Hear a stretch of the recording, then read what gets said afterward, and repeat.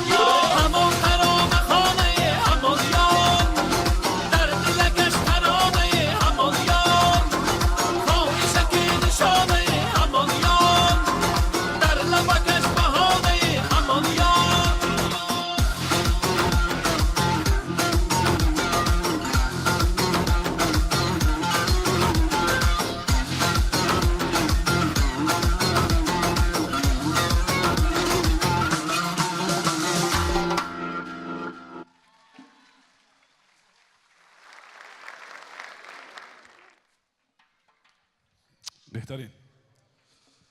خب تصور کنید که یک شب سرد زمستان و والی یک ولایت شب خوابش نمی برد، در جاگه می پیچید، خانه تنگ بود، دلش گرفته بود، نمیدونم خوابش نمی برد. خلاصه یک حالت داشت که دلش میخواست که بیرون برود، یعنی که هیچ در قصر نمی گنجید و نیمه شب خست به اسب سوار شد و رفت بیرون.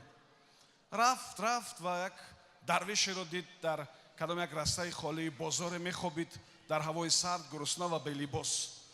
پایین شد از اسب آمد نزد درویش، گفت چی میکنی اینجا؟ گفت من جای خواب ندارم و لباس هم ندارم و غذا هم ندارم. برایش لباس داد، غذا داد، تنگه داد و گفت که درویش من والی این ولایت هستم، اگر با نیاز به غذا پیدا کردی مرا پیدا کن، بیا و مرات کمک میکنم.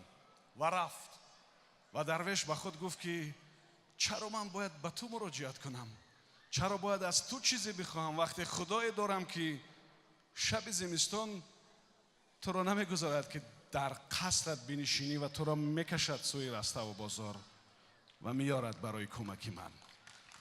فکر میکنم که این